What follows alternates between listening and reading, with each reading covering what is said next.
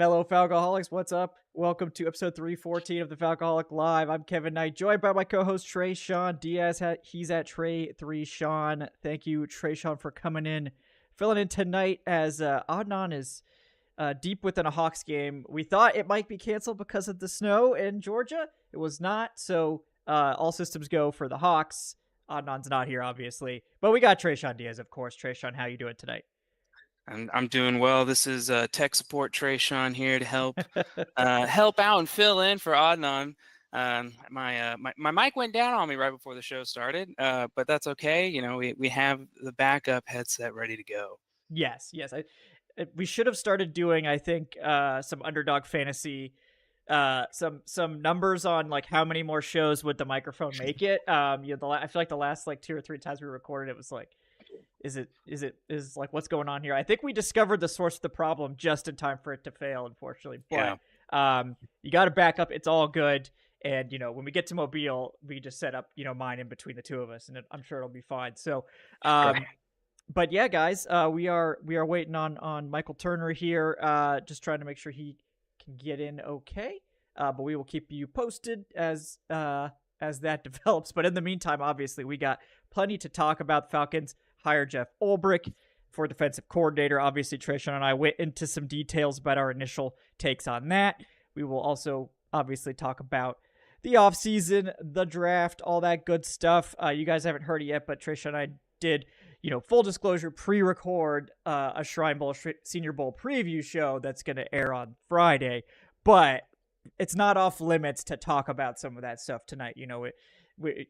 As long as you guys promise you're still gonna watch, Friday's show, then we can maybe cover some of those things, or maybe mention some of these same players, because obviously there's a lot of good players. We actually didn't talk about the offense, so maybe we could talk about the offensive guys a little bit more today if we need to. But obviously, if we get Turner in here, we want to leave a good chunk of time because I know you guys have questions for Michael Turner. So we will keep you posted on that. But in the meantime, let me get to a word from our sponsors. First of all, we got BetOnline. Folks, BetOnline continues to be the world's most trusted betting platform and your number one source for online betting in 2025. Whether you're a seasoned fan or a first-time bettor, BetOnline's your ultimate game day companion with the latest and largest selection of odds on everything from football, NBA, college basketball, NHL, UFC. I believe I even saw some esports on there if you are a connoisseur of the League of Legends, of the Valorant, of that stuff. BetOnline is your number one sports betting source for the new year. From touchdowns to three-pointers and hat tricks, BetOnline's got you covered on every game, every play, and every win. Just make sure when you sign up to use our promo code BELIEVE, that's BLEAV, to get access to the latest promotions. BetOnline, the game starts here. And then, of course, want to shout out our new sponsor, Underdog Fantasy. I'm sure you guys have heard of Underdog. They've kind of taken the sports media landscape by storm by also just hiring like a huge content team, like the Heed the Call podcast, I think that's my favorite podcast personally, which if you haven't checked it out, it's the continuation basically of Around the NFL, which is a great show. So a lot of appreciation obviously for Underdog picking those guys up. But Underdog Fantasy is also a really fun platform. They obviously have traditional fantasy. That's how they got their start, and DFS as well. But they've also got a unique new style game here with a simple pick'em style format. You could select players you believe will outperform expectations without the complexities of setting a lineup or traditional DFS or anything like that.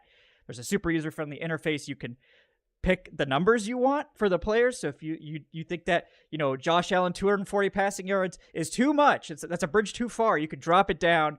It'll adjust the numbers for you, but you can do that, which I think is a lot of fun to kind of find the perfect balance for the numbers you want there. But we are going to do some more picks for Conference Championship weekend and hope that they go better than last time. We will have those for the Friday show as well. But in the meantime, if you do sign up at Underdog, make sure to use our promo code. It's BIRDS, BIRDS, like the Dirty Birds and Brews podcast. Make sure you sign up. There's also a link in the show description as well to get up to a $1,000 bonus cash match as well as a free pick. So check that out, guys. And thanks again to Underdog. Appreciate you guys.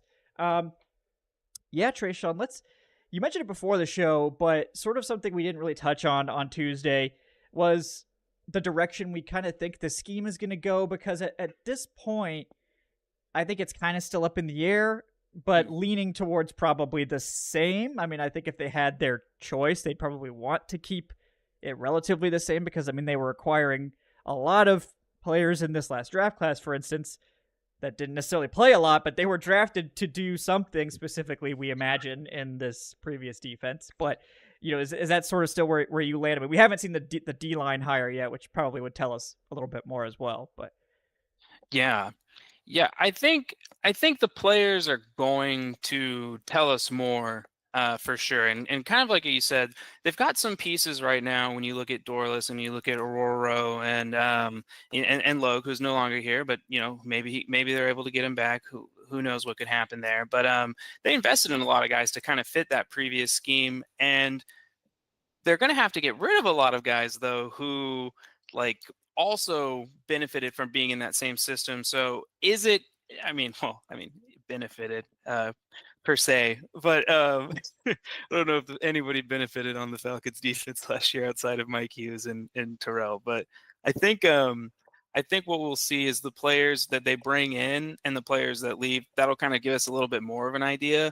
And like you said, D-line coach, I think, as well, is really going to hint at kind of what their plans are. But right now, I don't really feel like I can tell you one way or the other. Yeah.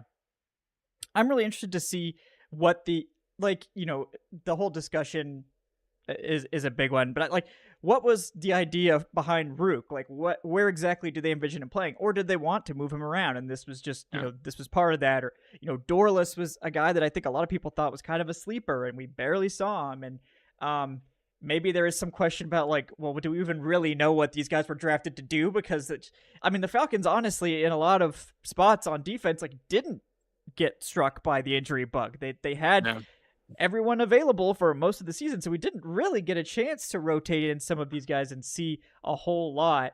But I am excited to see what their role is, and I think for me, I would like to see, them maybe, like we mentioned it, Aaron Whitecotton of the Jets, figuring that they would talk to him. They already talked to Nate Ollie. These are two, I think, well-respected. Whitecotton obviously has a long track record as a D-line coach. Nate Ollie has been an assistant, but very highly regarded. Probably will get a job somewhere this cycle in that role. But just curious, overall the direction, and the talent obviously needs an upheaval either way. So in some ways, if they did want to change, this is probably the time, because again, I think they did draft two relatively versatile guys in Dorless and Aurora with Braylon Trice. I mean, he's done more standing up, but he's got the body type where he could definitely put his hand in the dirt and be fine. But I'm curious, how much of last year's scheme was this is really what Raheem wants versus this is really what Jimmy Lake wants versus this is the personnel we have and we think this is just the best way. We're not going to get absolutely destroyed every week. I don't know what to make of it really, because obviously we talked about a lot of our issues with the scheme itself throughout the season, and it did evolve somewhat, but this would be an opportune time to perhaps to make some changes to things. Yeah. And maybe it's scrap the whole plan. Jay Rodgers is out of here. We're talking about getting a new D-line coach. Maybe Raheem thought that he wanted something, and then he realized, we've talked about how Lake was a DB guy. I do wonder how much responsibility Jay Rodgers had as well, and if there was just really a disconnect between what Raheem had envisioned and then what was then carried out by the defensive staff. And obviously he's a part of all of that, but like we talked about in the last show, it's to a certain extent. He's still a head coach and has other duties that he has to be able to manage, and he has other parts of the team that he has to check on and be involved with as well. So maybe they weren't happy with how the usage ended up going, but also maybe their plans to try to move some of these guys around. Dorless is somebody that I think, like you're saying, we really don't know what they even want to do with him because of the lack of snaps that he had just this past year. And he's somebody that you can move around that defensive line. I think, mainly between 3 and 5. I know he had a lot of snaps as a nose, but I'm just not in college. in the A gap and over the center. I'm not really sure if that's the best fit for him at this league, in this league. But again, until we get to see these guys play, we really don't know what they can do. Yeah, exactly. I think that's a big part of it, and it would, in some ways, it would have been really nice to see Braylon Trice. Obviously, we wish that he Yeah. was not on IR for the entire season. Seeing what their plan was for him, but Rook kind of made sense to me that like maybe he wouldn't see the field because he's really just this big ball of clay. I mean, if you could build a player in a lab, probably would look somewhat like Rook Ororo, but again, it's like we didn't get to see a ton with him. And I think part of that is, the personnel didn't exactly mesh super well together. I think they, D. Alford was someone that they really depended on in this secondary and didn't really come through, unfortunately, which hurts because, I think we were all very excited to see what Alford could do this year after a pretty strong 2023. And, the slot, like if they're, I remember you tweeted this. It's like, it doesn't matter if they're a 3-4 or 4-3, it's going to be nickel either way. And you're probably right about that. So that just makes the nickel corner spot even more critical. And, it's now like a thing where it's like, wow, they're probably going to have to invest. Like if they want to keep this same look, if they want to play this ridiculous amount of nickel, like the slot corner has to be upgraded. I mean, no question about it. Yeah. And, something else that's kind of been talked about, but a lot of people kind of had this assumption that they were just going to be really good this year is like DeMarco Helms. Helms was somebody that like I was really focused on and wanted to see this year because I thought he showed us some really good play and really good moments as a rookie. And there were other times where you kind of saw the limitations in coverage. And he was somebody who I really wanted to see that year 2 leap. I think that they did have a bigger role for him. And it's disappointing just to know that he kind of missed out on that player development and that it's just a year loss of reps for him. It's a bummer, at one point in the season, they talked about like him potentially returning and then it just kind of drifted off. But, that just means that he's going to be healthier and like more prepared for camp. So there's no point in rushing anything back. But was just a guy that really wanted to see. D. Alford, it is disappointing. I think that, I think like you said, I think like slot corner, honestly, I'm like, you could maybe draft one in the first, like, I don't know. It sounds like crazy taking a slot corner at 15, but if this is a team that wants to live in nickel, like if the DB brain trust of the Falcons defense is going to win out and they're like, we'll give you 2 linebackers max, make it work. Maybe they do like invest like a pick that high. Like Devin Witherspoon was somebody that's basically kind of it was taken at 5. So I don't know if it was in this draft, but at 15, that's a really big difference. Yeah. Well, and like I would say today's NFL has made it clear that like you can't survive with a liability in the audio, Kevin. Oh, you're not? You're not? No. Is everybody else hearing it okay? Let me know in the chat. Thumbs up in the chat if you can hear me okay. But because it seems like it's going through on my end. In the meantime, go ahead. This is technical difficulty, Tre'Shon. Technical Tre'Shon. You see, this is really all my fault, guys. I'm sorry. My mic broke right before this. That's why I'm in this lovely state-of-the-art headset that you see here now. I'm hoping Kevin's about to tap that thing and just. Yeah, the fans can hear me. You may want to like unplug and plug back in. Hit it with the old USB reset. Me? Yeah, it is. It's me. Oh, this is even more embarrassing. Oh man, guys, this is even so worse. Much trash right now. How did Yeah. You guys got any zippy one-liners for me to throw in here before he gets his audio back? Anybody put it in the chat? So I just want to apologize if I just talked. Oh, guys, no, we can all hear him. He just can't hear me. I could not hear anybody. I can hear everything now, and I realize what just happened. So I just want to say that I'm very sorry. It's okay. And, it's okay. Yeah. Technical difficulty, Tre'Shon is in full character right now. It's okay. This is just good practice for when we try to record on the road next week, because something always goes wrong. Like every time I set up, every time I set up stuff, it's it's a nightmare. Like some like microphones unplugged, some cameras not ready. It's just every time. I never know what thing is going to be broken, but something will be. I guarantee it. So, no, I was asking people for like one-liners I could throw at you while you couldn't hear, but no one got me one in time, unfortunately. So, but yes. So Jahdae Barron at 15, is it crazy? Let's just open the conversation.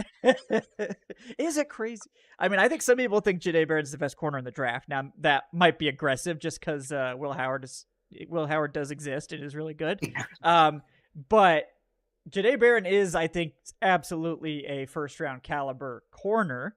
But I'm curious what you think about that. And yeah, I mean, just the thought of a slot corner in the first round, given its importance to the Falcons.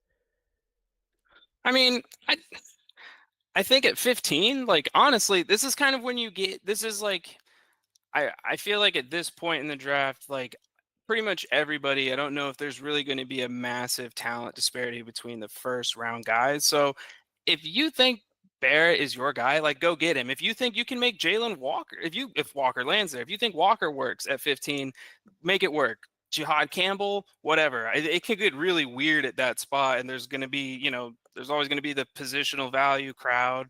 Like 15 might even be, I don't know. Is there a safety? Is there a top? Is there if a Malachi Starks falls, then yes. But yeah. So I mean, safeties do fall. Kyle Hamilton fell to 14. So yeah, and I know people are losing their mind and are probably like, you have to go edge. You have to go edge. I don't care who it is, and I agree with you. So I hope, I hope that's what happens. Like, no more DB. Like, well, we need more DBs, but not in the first round. Like, get us that edge. Yeah, no, I mean, the only thing I could see is that because this class, like, on paper looks like a really deep, like, strong edge class, and there's, like, one, like, top slot corner in Jahdae Barron and everybody else is, like, an outside corner. That maybe, like, would convince me, especially if you could trade down, too. Like, if you could trade down to, like, 20-ish and still get Jahdae Barron, and pick up, a third that you don't have, right? That could be a good move, and then you could do your edge guy in the second round, and then your linebacker in the third round, and then your nose tackle in the fourth round, and now we're cooking. Hey, I think anything's possible, Kevin. That's all I'll say. If anything could happen, anything will happen. Could happen. Well, there's a tradition where the Falcons, in my one of my early mock drafts, I'll take someone in the second round. That ends up being who the Falcons take in the first round. I did it with Keanu Neal. I did it with Chris Lindstrom. I think I did it with somebody else who I'm trying to remember who it was. But so I took Jihad Campbell in the second round of my first mock draft. So that means obviously that the Falcons will draft Jihad Campbell at 15 when the draft actually rolls around. So I just, I know a lot of people think, off-ball linebacker wouldn't be worth it, but like an edge and a linebacker, I think are the two pieces that make the defense like go the most. Like, yes, slot corner is like equally as big of a need, but I really think like you need to take care of, like, you have to take care of the pass rush or that off-ball linebacker spot. Like, I think it's just a little bit higher priority to me, but yeah, we'll see. No, I agree. The DB brain trust things. Yeah, I also think like the edge group in this draft is super duper deep. So like if you did have to wait till the second round to take one, you would have good options. But like obviously there are some levels to that. Like, do you want an absolute like top end edge prospect that you're hoping that could turn into your number one pass rusher, or are you okay with like getting another like edge 2 level player? Because let's be honest, you probably need like 2 or 3 edge 2s to have a good pass rush. Like, that's just kind of how it is. Like, you have to have multiple of these good pass rushers. Or maybe they go for someone that's like a good pass rusher and someone who's also a really good run defender, because they don't really have that at edge at all at this point. Maybe they'll kick Rook out there more or something like that, or let Zach Harrison go back to playing edge. I don't know, please. But yeah. Just maybe play him, just scrap the whole I'm going to be an interior guy thing. Put him back on the edge and let's cook. Okay, we don't need to play this game anymore. Poor Zach Harrison, but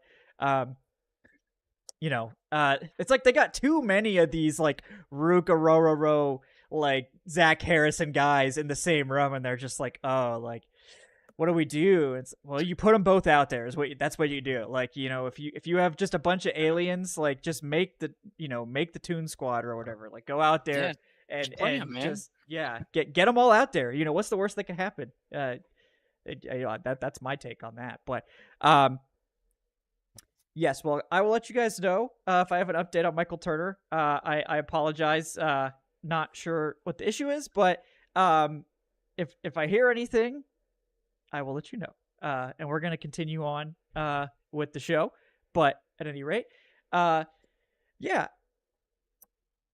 So I do want to talk about your point about trading down. Yeah. That you mentioned. Terry did in his end of the year. He threw it out. Like I think he could have been like more obvious with that telegraph. And like that is like something that we've seen from Terry before. He's never really bashful, I think, about like his intentions or the things he wants to do in the draft. So maybe that was a signal to, you know, fellow GMs, hey, give me a call. You know, let's see if you want to move up or whatever. You know, you have to think about who's on the board still when you do make that trade down. Like that's obviously always the biggest like key factor of like whatever's going to get things moving. And like you said, it is a deep edge class. Maybe you can trade down, you know, to the 20s, or maybe you just trade down to like 18, like something like that. Trade down to 19, who knows? But those are moves that I think sometimes you know, it's always cool to go for the trade all the way from 15 down to 32, and you just, you know, took out, you know, half that team's draft stock. But like in reality, it is those small moves like that that can land you, you know, just that one extra pick, which they need this draft, and still get like the player they need and want. So I'm interested to see, and I'm hoping that we do see a trade down. It just feels like that year Terry's made one in his entire career. So I think it's time to kind of start to rebalance that scale and look to gain some more draft capital. Yeah, and you know, just firing at the PFF mock draft simulator real quick, you know, throwing some numbers together. The Los Angeles Chargers won our pick in this simulation, so that's pick 22. I assume to get a tackle. I don't know their needs super duper well, but they need a center or an offensive lineman. Yeah, they need a center. They need a lot. Yeah, a wide receiver maybe is what they want. Like if Emeka Egbuka falls here, I think they would absolutely be. Yeah, they need. They do need a receiver bad. But we could like PFF seems to think we could get their second for that trade down. Now I don't know if that's realistic, but I think we could get a third and fourth probably at minimum. But a second would be fantastic. Yeah, you should be able to at least get a third. I mean, it would be a third plus, I think, for that big of a move. Like that's 7 picks or whatever. So but 22. Yeah. Okay. Yeah. But that's you know, the simulator thinks we could get a second. I don't know. It probably depends on who's there or whatever it is. But you know, if the Falcons could just get an extra day 2 pick, whatever that looks like, obviously a second would be fantastic. But if it was a third and maybe an extra day 3 pick, they just need more picks. So like, I would be fine with that. Up. Yeah, get the picks. Terry's going to ship that the next day. Get those 2 day 2 picks. Immediately trade them all. We don't even need those picks. We don't even need them. Yeah. Yeah. Oh god. Yep. We're gonna be moving around, but yeah, I guess at this point in this simulated draft, Luther Bird and Emeka Egbuka are still there, along with some of the tackles and stuff. So, let's see. So I'm just curious. We'll take their second. And at pick 22, let's see. Michael Williams is still there. Nick Scourton's still there. Jahdae Barron, that's who we want. You know, so that he's still there. Yeah. No, so they're like moving down to 22, still going to probably be an edge rusher, maybe 2, and maybe Jahdae Barron still could be there. So that's kind of what I would think, though. If the Falcons are entertaining a trade down, probably like 5 to 7 or 8 spots. I don't think they're going to want to trade like out of the first round or anything crazy like that, but 5 to 7 spots seems about right. You know, so But I think you have to be worried that like the Bucks are probably taking an edge rusher. So like if you might need to be concerned that they'll grab. So maybe you go down to 18. You take that small trade down for like a third or something. But Yeah. I don't know. It's curious. It's we got all off season to work through these permutations. It's exciting stuff. But yeah, we got a question from Brandon Brass. Thank you, Brandon. Says thoughts on Xavier Watts in the second to pair with Bates. Yeah, I mean, if they actually do draft an edge rusher in the first round, then yes, absolutely, you take a safety in the second round. And yeah, I think Xavier Watts is probably the one you would circle. I haven't done a ton of work on any safeties yet, other than like Malachi Starks because he's top 10 prospect right now. But yeah, Watts I think is clearly the number 2 safety on the board. So if he's there, I like taking safeties in the second round. I think the Falcons defense would benefit heavily from I wanted Javon Holland for the record, even though Richie Grant's a UCF legend. I did have Javon Holland as the guy that I was clamoring for, but it was always Trayvon for me. Yeah. Well, he's actually rebounded his career really well, and he's a free agent now. Back, so I was always worried about his back injury, but he's a guy where I'm like, ooh, really wanted him. But yeah, he is a free agent, and I think you might be able to get him on the low. Like I don't know, like I would be down. He's bounced back, but I think people will be a little bit concerned with the injury history. So I'm down. I'm down for the record. For that. But yeah, I mean, what do you think on that same note, whether it's through a free agent edition or the draft? I mean, I know a lot of people are kind of like questioning if they're going to spend money on another safety, given that they're paying Jesse Bates all this money. I kind of tend to think it doesn't matter. Like you should spend a certain amount on the defense. And if you want 2 veteran safeties, then go for it. Like I know some people are like, oh, you have to have 1 cheap safety and 1 expensive safety or so on. It's like, just find good players. I don't really care which ones you pay and which ones you draft. Just find them somewhere and we'll make it work. But what do you think about the importance of that second safety? I pretty much the same mentality. It's like just find good players, man. There are guys who can do specific roles very well, and sometimes they're more of a specialist than maybe a dedicated, strong safety in some type of defense, maybe, or they're just only a free safety or what have you. And Bates does a lot on that back end already. And I think he was asked to do a little too much. So they do need somebody who can hold their own. And like at the end of the day, I think whether it is a second round pick, which I don't think that's bad, or I don't know. It's so tough for me to do the positional value argument because every position is valuable. Like there is no that's what makes football great, is that 11 people need to win their matchups. Not everybody is on the same play, but if you're the one that loses it and it happens at the wrong time, then boom, it's over. Yeah. So I'm kind of down with whatever. Just get the right guy in the building. Just draft good players. It's so easy. Just sign good players. Yeah. That's simple. It's crazy. Yeah. But yeah, that's my take. Yeah. I like it. Do you think we see a different approach to the type of player archetype that we seek out? Or are you thinking, and I'm speaking draft wise here, or do you think that maybe Terry gets a little out of his shell? Maybe we draft a junior. Maybe we whoa. We don't draft a 5th-year senior. Maybe we draft a guy who's only a junior. Do you think that he's kind of set in his ways and that this is this is just who he is? That's a great question, and I think that I wouldn't expect too many changes, but I do think I do wonder if they're gonna change up their draft approach. I think what we'll probably see is this is gonna be a more instant impact draft. Whereas I think last year's draft, they were we're gonna draft whoever we want. We don't really care if they're gonna play this year. And ultimately that's fine. They just have to turn out good eventually. Yeah. Obviously the jury is out on this draft class and the previous one. The jury's less out on the ones before that, where it's looking more and more like those. Arnold Ebiketie, maybe I think has kind of turned his story around a bit, but Troy Anderson, we need something desperately this year. Zach Harrison, it would be nice if they would let him play. I don't really view it as his fault at this stage. So yeah, I tend to think this will be more of an instant impact draft class. They know they need to get, like, they don't have the free agency money to throw around to get veterans in here to fix a lot of these things. So they're going to have to rely on some guys that are more ready to go. So that may mean that we don't get that junior that you're asking for, but it may also mean that they just find a junior that's really good and draft him. I mean, that's what the first round's for, right? But yeah, I am curious if what changes, what in the approach is targeted as like, we should maybe make some changes here.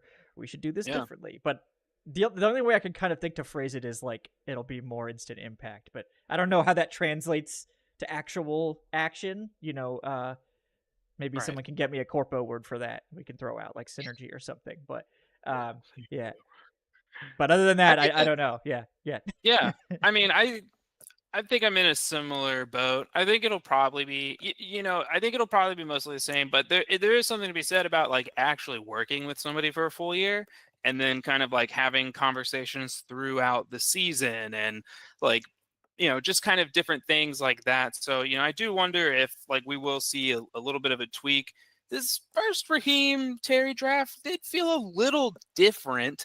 Mainly in that they just didn't get anybody that they planned on playing this year besides Trice. I think Trice was like their third round pick was like the person that was going to actually get to play a bunch.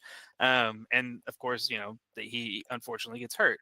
So I do agree with you. I think that they're going to focus on positions of need because we're going to have, like we've talked about, kind of a lot of guys stepping out the door, and so there will be spots that I think rookies have a bigger opportunity to like need to start at, just based on like what the next year's roster could look like, depending on how they want to fill out the depth in different areas.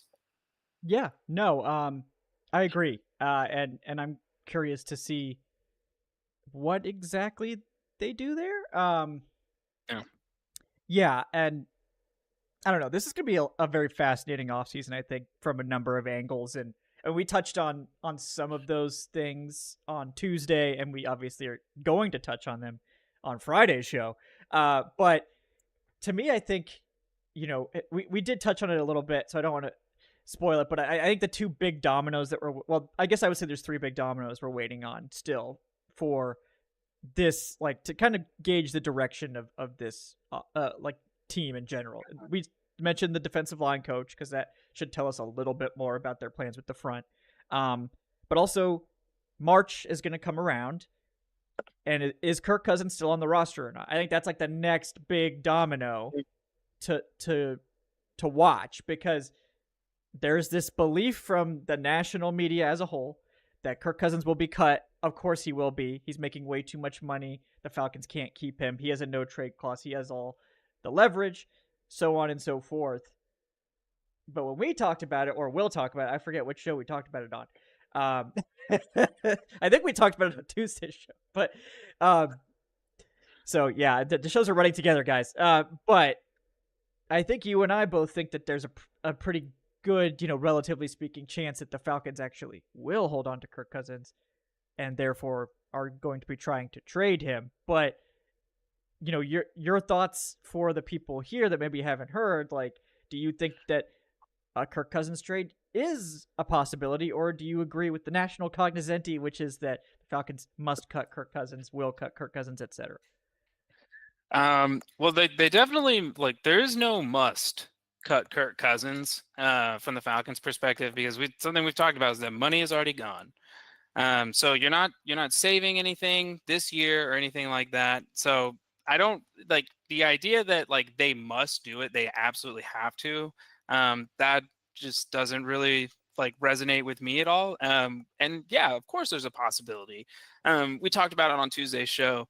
National media was, same exact energy with Matt Ryan. The dead cap situation. There's no way the Falcons can handle this. This will be the biggest dead cap in history. Who's going to trade for this contract? How are they going to move on from this? Yada, yada, yada, everything like that. And we saw Matt Ryan was able to get traded. We didn't have to cut him. And that was after the Falcons absolutely destroyed their own leverage. Like, we need to be clear. They didn't just pull off a Matt Ryan trade. They pulled off a Matt Ryan trade after they quite literally destroyed every little crumb of leverage that they would have had in a trade scenario. So So if they could do that in that moment, then yeah, I think that they're going to be able to handle moving off of this, trading this Kirk Cousins contract, because there will potentially be callers. There's going to be teams that are outside of quarterback range. This isn't like the best looking QB class. As of right now, who knows? Things always change, but kind of seems like it's going to be a down year. And there will be some options, but it's just gonna, like always, come down to the negotiations and things well outside of our control or understanding. Yes, and I agree, and I think that's something that people need to remember is that the Falcons have held a quarterback, and one thing that we mentioned was that the Falcons structured Kirk Cousins' deal in such a way that he can't be cut for any savings this year. And a lot of people might be like, "Wow, that's stupid. You left yourself no out."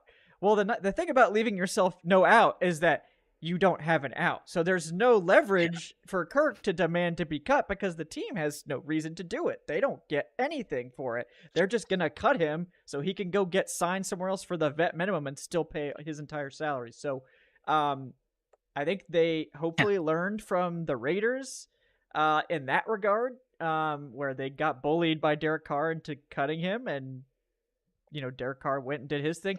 Same. Russell Wilson, the Broncos just wanted him gone and didn't care. I think that's a very different situation. Like, I don't really think anyone in the building has an issue with Kirk Cousins like the Broncos did with Russell Wilson. Like, they're not gonna cut him because they just want to. As far as I know, unless something has changed over the last few weeks. But and a lot of people are like, "Oh, well, Kirk's just going to be nasty and be this, bad locker." I don't think Kirk is milk capable. On the floor. I don't think Kirk is capable of that. For the record, Kirk Cousins being nasty. Yeah, I honestly can't envision that. So I mean, maybe that is possible, but it would be a shock to me, certainly. But you mentioned the quarterback needs, like, even in good quarterback years where there's like quarterbacks in free agency and quarterbacks in the draft, like someone always gets left out or someone has an injury or whatever. The NFL is crazy. You have to think the Titans are taking a quarterback at 1. The Browns are probably taking one at 2. What do the Giants do? Like, are they going to be able to take, is there someone worth the 3rd pick? I mean, I don't think so. But do the Browns not really like any of these options, and they were just stuck with a QB, like bad QB? Do they trade down? Are the Raiders enamored with Shador? Is the hype that Tom Brady really likes him enough to convince ownership to? There's so many different things that could happen. Maybe they just want to ride it out with Kirk Cousins and just kind of get rid of that Deshaun Watson cap hit for one more year and then invest in a high pick at, quarterback or whatever. Yeah. But it's like, once you get past Cam Ward and Shedeur Sanders, like, I mean, maybe Jalen Milroe, maybe teams like him like that in the 1st round. But it's going to be really interesting to see what happens. Maybe. With Milroe. I don't know. I don't know if he's like I could see. I don't know. I don't know. I don't know. The physical. I feel like he's going to be a 1st round pick just because. Yeah, it feels like a second at worst. Like, it just kind of feels like if he's open to it or committed or whatever, he's going to be able to find a way to play on Sundays. Yeah. I just think that he has, like, I just think he has the ability, but as a quarterback, I don't know. But yeah, they kick him ball. They kick him play. No. But I think, like, behind, like, Milroe is, I think, the cutoff point. Like, there's 3 quarterbacks in the draft that you would start day 1. And I think Milroe is aggressive, but teams are aggressive. Okay, we've talked about chaos. This is an extension of that. Yeah. But, okay, so that's 3. We got the Titans, we got the Browns, we got the Giants. We have the Raiders. We have maybe the Jets. I mean, is Aaron Rodgers coming back to that? I'm sure the Saints would like a new quarterback. They're probably not going to be able to get one. The Dolphins are obviously terrified of Tua's future, I imagine. I mean, there's a lot of different. I mean, yeah. The Steelers. I guess the Steelers need somebody. Yeah. Apparently, they're just going to run it back with Fields. I don't know. Yeah. Who knows?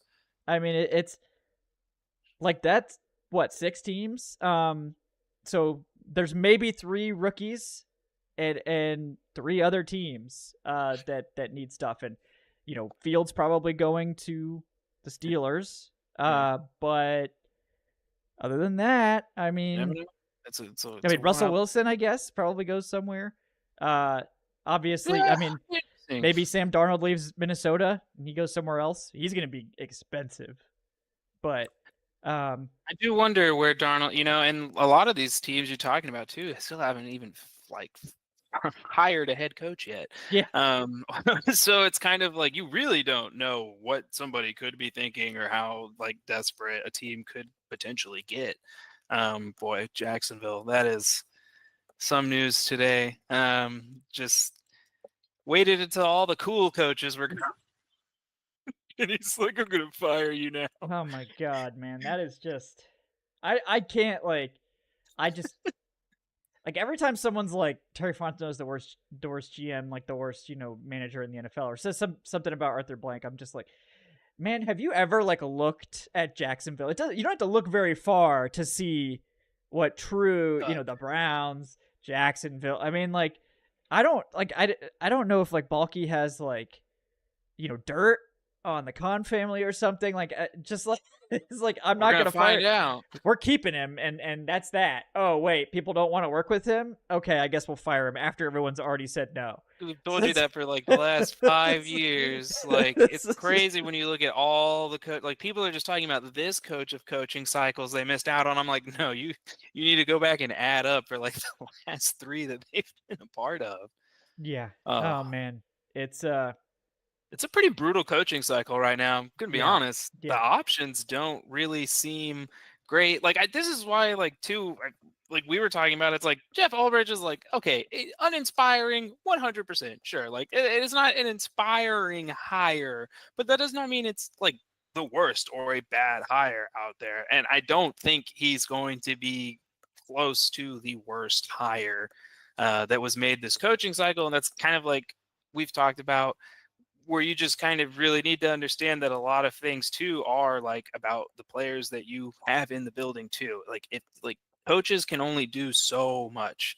Even if they're the greatest masterminds ever, we've seen what one of the greatest masterminds ever can do in a yeah, tight spot. Like it's not always about being a wizard. It comes down to execution as well. yeah, yeah. And like to me, my biggest issue with the Ulbrich hire was like, man, is this just too familiar? Like, are we getting enough outside perspective?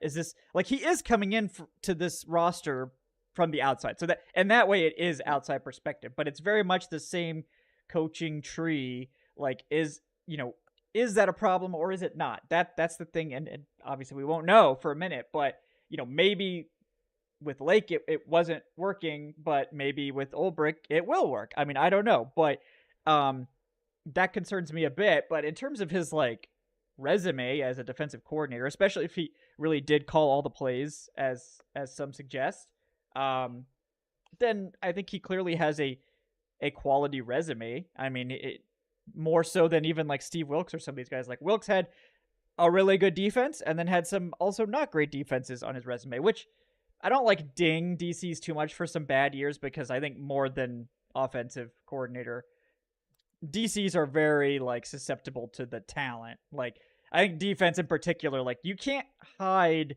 talent deficiencies on defense the same way you can offense. Like Shanahan Yeah. has been hiding deficiencies on the 49ers offense for the entire time he's been there. They've scraped by with like a relatively underpaid, other than left tackle, offensive line, and they've been fine, and they've been able to work with receivers that Yeah. other teams can't really seem to do anything with, and it's fine. And now they're in this weird spot where they've got all these great receivers and no money, so that's going to be interesting to see how he navigates that. But defense, it's like you can't really escape.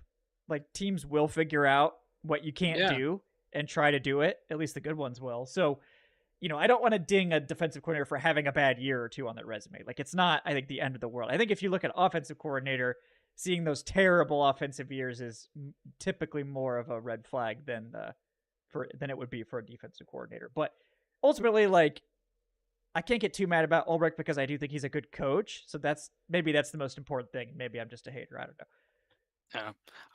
Yeah. And to your point, I think that is why there is something more to the Lake hire than or the Lake fire than just like, oh, it was his scheme. It truly, I think, for Raheem to have to make this decision showed that there was a legitimate disconnect in the goal that they were both trying to reach with that defense.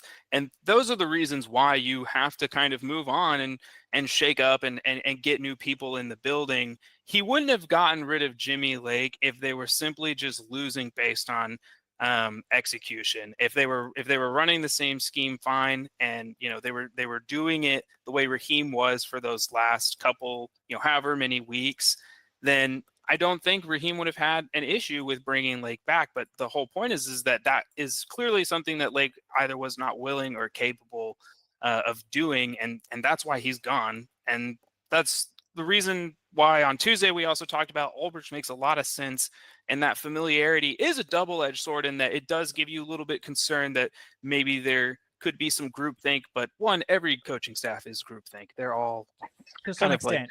yeah, like to a certain extent, that's kind of how it works. But it does give you more confidence that you are not going to have to worry about these guys not being on the same page, not being able to work towards the same goal. Because if you are not aligned, then it will affect how your players develop, how people understand what you're trying to do and the intention of your scheme. And I'm like at least happy in that it shouldn't be that way moving forward, because we talked about how discombobulated they looked as a unit at times. Yeah, no, I agree. And I think that's a good way to look at it. And man, like I don't know, I feel like this year in particular was such a weird one because I mean, we look at like the Falcons defense as a whole, and like the stats are obviously not very good, right? I mean, we look at I'll pull up the numbers just to reference, but like at various points during the year, this Falcons defense under Jimmy Lake was like respectably ranked, like teens, that's I think what reasonable Falcons fans were hoping for. Can we get in the teens and stay in the teens all year? Because if we can do that, we're expecting this offense with Kirk Cousins or Michael Penix, I guess, maybe he comes in at some point to save the day because Kirk Cousins falls off a cliff. That offense to carry the day. But the defense became so bad by the end of the year that Michael Penix couldn't carry it despite two 30-point performances in 3 weeks.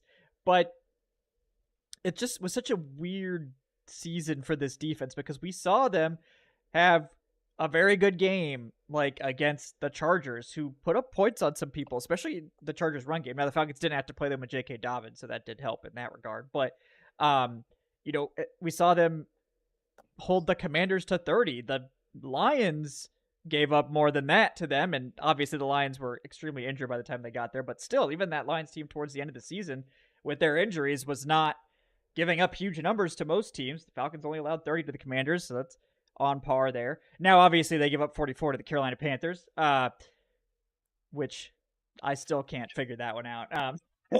So that was probably the fireable offense there. But 23rd in points and 23rd in yards, below average defense. Overall, I think the rushing defense was just sort of average over the course of the year, which was a big improvement from how it looked initially. Like in that middle point of the year where they were giving up a ton. I think they gave up like 160 to the Bucks in 1 week or something crazy like that. But like you said, like it just felt like something was just off with the defense all year. Like they just couldn't play a complete game. Like they never really did. I mean, no. I mean, the closest I think they got was probably like the Chargers game. And maybe the Saints game. Again, the Falcons turned it over 4 times against the Chargers. The defense still only gives up 17 points. Minor miracle, honestly. Like, I think that's probably, if you look at like 4 turnover games, that's probably one of the lowest point totals you'll see. So I don't know. I mean, what do you think the big issue was? Like the main thing that we gotta like rip out and fix with the new coordinator and the new season? Honestly, I think it was just the way that the front seven was like kind of operating more than anything. And I know Raheem won't say it, but I do feel like he gave the keys back to Lake completely. Like he was like, "All right, I taught you how to drive stick shift again. you're good to go on your own. And like I feel like I saw it in the Panthers game, felt like I saw it a little bit before that in the Commanders game, and I'm just like, I'm not sure that it's still Raheem back there, but I ultimately think it came down to kind of the way that he was looking at the development of the future, which is why Rodgers is out of here. I think it says a lot that they got rid of the position coach of the position they drafted the most of the year before. To me, that like just goes back to like the initial point of that. It feels like there was a like really big disconnect between the goals that the coaching staff were like all supposed to be working towards. And then I think Lake just wasn't really able to, I don't know the internal workings to the point to where we can say who was really, holding anyone to account and things like that. But at the end of the day, it just wasn't working out. And Raheem needed somebody that I think he believed could carry out the vision better and could just do more as a collaborator. Yeah. Yeah. And maybe that's the thing. And I think, like you said, we don't know how this is divvied up, and I think that's always the question. Like, it's the same thing with like offensive coordinators and offensive head coaches. If you've got a defensive head coach, you never really know like how much of what we're seeing on Sunday is Jimmy Lake and how much is Raheem Morris. Like, and there's also like 20 other defensive coaches, so like it's always a little bit reductive when we just say it's the coordinator, it was him, he did it. It's in reality it's the whole staff, but the coordinator is who takes responsibility for that side of the ball, and then obviously the head coach is above that. So, to me, I think I agree with you. Like, the way the front was deployed was always questionable. And, I think especially before the bye, the way they, like, meshed the two, where they kind of would go balls to the wall, but then play, like, really soft behind it. Like, they'd be trying to do all these pressure games and all this stuff, and then just give like an 8-yard cushion. It's like, well, if you're going to give an 8-yard cushion, like they'll just throw it immediately. Like there's nobody there. So it seemed like towards the end of the season, they kind of figured out like, maybe we should not give every route an 8-yard cushion. Maybe we should like mix it up a little bit. Maybe we should like let Terrell play man because that's where he's elite. So maybe we should just let him do that, even if we don't want the other guys doing that. And I think that worked. Like when I think they had some of their best games came when they let Terrell man up on someone, let Hughes play zone on the other, like let Hughes and Alford play zone on the other side or man match or something else, and just, didn't try to fight it. And then they kept doing their thing up front. But like, just, it was really painful watching Terrell so far off. And it's just like, he just can't, like, there's so many plays he didn't even have a chance to contest. And it's like, you got an elite corner, like you got to let him contest. Like if they're going to take those little dumps, like you have to let Terrell go contest those throws. Like, are you afraid of Terrell getting burned? I mean, yeah, he can get burned by some guys, but not very many.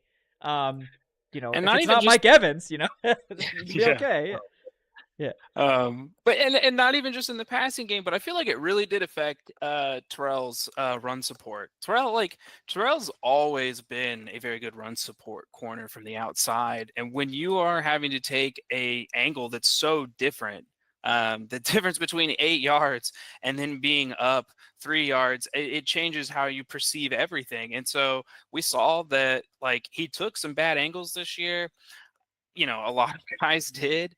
And I was tough on him with the way that he tackled this year, because it seems like he's always thrown his shoulder, but he's always been really good at it. Like he's been one of the best, and it's mainly been because I feel like his trajectory is always so much lower. And this was the first year where he really elevated it and it got up high and you kind of saw him whiffing. But again, some of that could just be from the fact that he's having to now take on these screen blocks and then cover the run in a completely different way. And then it kind of throws, everything off from there, and like just adds to that like discombobulation that we were talking about earlier. Yeah. And I think to their credit, they did make changes, like especially after the bye in that regard, that helped a lot. And like, look, like I'm always going to criticize guys for missing tackles, but I think with corners, particularly small corners, like if you're going up against a tight end or a big ass running back, like I get it. Like why, like I understand why guys throw shoulders. All right, like Clark Phillips can't necessarily wrap up a huge tight end. Like it's just that's probably just going to end in him getting trucked. I get it, right? You know, and it's not like Clark Phillips is the worst defender here. I think Oliver was probably the worst defender, but like, you know, so not trying to throw strays on everybody, but like I get like corners throwing the shoulder, but you have to like throw it correctly. Like you have to hit the right spot. You can't be too high. Like if you're not going to wrap up because you don't have the weight behind you to try to get that 260-pound tight end on the ground, then you got to like target that shoulder very well. And like you said,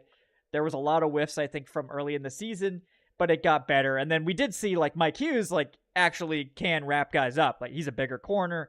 And I think that's part of the reason that he played so much was, you know, Hughes just bigger corner, better run defender, and they had when both of those guys were healthy. Yeah, he is good in zone. Yeah. Put Mike Hughes outside in zone. He's a good outside corner. Who would have thought? You know, it's put him in the slot and man. Not so good, not great. It's almost like that's a big guy in the slot, like you said too. It's kind of like I don't know if that was really ever gonna be a good fit for him. Like that maybe is the only thing Nielsen did where I'm like, not sure what you're cooking with this one. They thought he would be a better run defender there but like I kind of like the coverage is more important than the run defending. You know, like you need as good of a run defender as you can. Well, I forget. Yeah, that's right. Yeah. But yeah, it's almost like when the Chiefs play somebody somewhere and it works really well, you should probably just like trust that Spags knows what he's doing and just do what he did. You know, don't think that you know more than Spags, because I sure as hell don't. So I mean, I would just run with that. But yeah. Any final takes on the deep guys? Obviously Michael Turner's not here, so I apologize. We're gonna obviously work to see if we can get him back on here at some point. But I apologize. But we're gonna continue the conversation for a few more minutes and then let you guys go. But I appreciate everyone waiting. And we will do our best to get Mike back at some point in the future. But yeah, and anything else on the defense you want to touch on tonight, Tre'Shon? No, nothing else other than just kind of like just be patient. You know, we got to wait for these moves. I've seen some people that are kind of like already nervous that nothing's happening. And it's like, guys, the playoffs are literally happening. Yeah, the season's still going on. I know it doesn't start for another 2 months. Yeah, so but it is for those other teams that we typically watch around this time of year. They're still playing the game. So just be patient. The D-line coach hire, I would expect that to happen, before the end of January, but who knows? So we'll get a little bit of an update there, but other than that, just got to wait it out. Yep. Just got to wait it out. I do wonder if they'll try to get this hire situated like soon so they can send people to these All-Star games. I mean, they're going to obviously send the rest of the staff, but me and Marquise Williams are about to just only watch special teamers. There's going to be so many like special teams. Yeah. There's going to be so many special teams players drafted at this point. So, we did have one question from MTK. Thank you. The $5 says, if the Falcons do stay at 15, who do you want in terms of the pass rushers? Who's your guy right now? Well, I took James Pearson in the mock draft, so that I'll stay there for now because that was my pick, assuming they were going to keep the same scheme. James Pearson, a great pass rusher. He did get better against the run this year. He's still undersized. He probably needs to put on like 10 pounds, get to that 250 number. And then he'll be like Arnold Ebiketie, but like 3 inches taller. And, maybe over the next few years, he can bulk up to that 255, 260, but, not too much at once. But he is an absolute monster, like bendy, explosive edge rusher. Like if you want that Von Miller type, he's that type. So they obviously need the high-end pass rush. He's not going to be as impactful against the run as some of these other guys, maybe someone that Tre'Shon will mention. But I do think James Pierce is very good, and if he's still there at 15 is a good option. Yeah.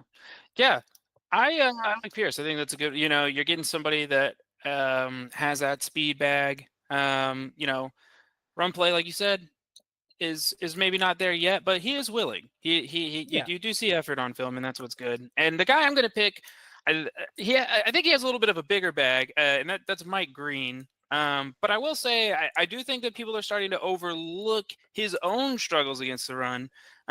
He doesn't struggle quite as much as like maybe Pierce, but it's still like, I think the strength at the point of attack needs work. I think he's another guy that's going to have to get stronger to play in the run.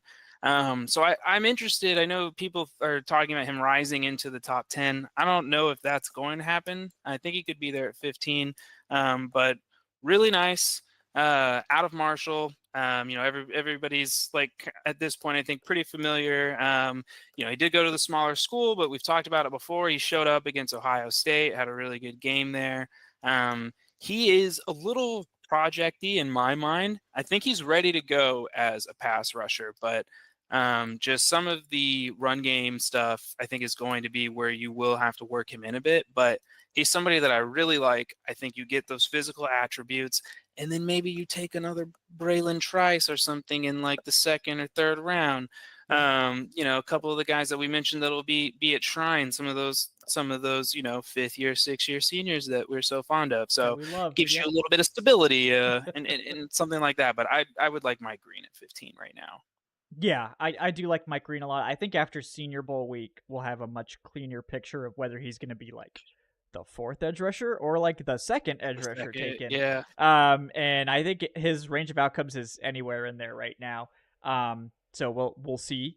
But yeah, if the Falcons do stay at 15, he's definitely going to be right in the crosshairs there, along with like James Pierce and I think Jack Sawyer definitely made himself some money this year. Last year he was like a day 2 guy and came out there and actually surpassed and outplayed JT Tumalau, who I think originally, man, his stock it's just keeps falling. Yeah. So now he's like the 3rd, 4th round guy, and Jack Sawyer is the 1st round edge rusher. But Sawyer would be that like full package style guy who's really quite good against the run as well. He can play the run. Yeah. And so I do wonder if like they might lean slightly in that direction because they like Ebiketie, but he's just not your point of attack run defender. So if they can, get a bigger guy out there. I know you mentioned Landon Jackson, or will mention Landon Jackson soon, possibly on Friday's show, which may or may not already exist. As another option on day 2. But very exciting class of edge rushers and interior guys and corners and safeties and linebackers. And if you want to hear all about our thoughts on those guys that are going to the All-Star games, there is an episode coming on Friday that is going to be our Shrine and Senior Bowl preview. Tre'Shon will be at the Shrine this weekend. I will be at the Senior Bowl after that, and Tre'Shon will be joining there. So we'll have some shows for you guys coming next week. So definitely thanks to that, Tre'Shon. I know you got to take off, so I appreciate you coming on tonight. He's at Ep314 on the Twitters. He's also on Blue Sky as well. Anything else before we let you go tonight? I just finished making my website. It's Tre'Shon.io. It's also going to be my Blue Sky handle because Blue Sky lets you make your own website be your domain name, which is pretty tight. So Tre'Shon.io. It's just going to take you to all of this so much faster because you need that extra link. You just need it. It's going to bring you to our show here. It's going to bring you to the great Falcoholic articles and stuff like that. So appreciate it if you guys check it out. And if you don't, that's okay too. That's all right. We'll allow it for now. Yeah, for now, we'll allow it. But yeah, I'll remember. I'll take it personally, but I will allow it. But yeah, counted everyone's name in here already. We're gonna check the IP addresses. I'm gonna know who did or did not. If I don't get at least 132 views in the next 20 minutes, I'm coming after you. But Tre'Shon, thank you so much, man, guys. Thank you all for watching. Appreciate you guys. Please like, subscribe if you haven't done so already. Check out the Patreon if you want to support the show. Thanks to everyone for donating to the Senior Bowl fundraiser. We're going to keep that going as well. I will remind people that if you're going to do a large donation, which I would say like $10 or more, we love you. Recommend not using YouTube. Hopefully YouTube won't kill me for this, but YouTube takes a very large cut when you get above a certain amount. So if you want to do that, thank you. Use the Streamlabs link, or you can send it directly to me on Venmo, which has no fee. But if you don't want to share your Venmo details with me, I don't blame you. But there are other options that have a little bit of a more like we get a little bit more of it. So do want to remind people of that. But no matter what, if you donate, we will appreciate it. So The YouTube supers are super convenient. That's why I turn them on. But YouTube may be a little greedy. I'm just saying, maybe a little too much off the top. Also, if you donate on an Apple device, Apple will also take a cut. So I'm not blaming YouTube entirely, because also Apple's getting in on this too. But the short version is thank you to everyone who's donating, and we appreciate it no matter what. But guys, thanks again for joining us. We will see you next time on the Falcoholic Live. Thanks again to Underdog Fantasy and to BetOnline for sponsoring the show. We'll see you guys next time. Have a good night.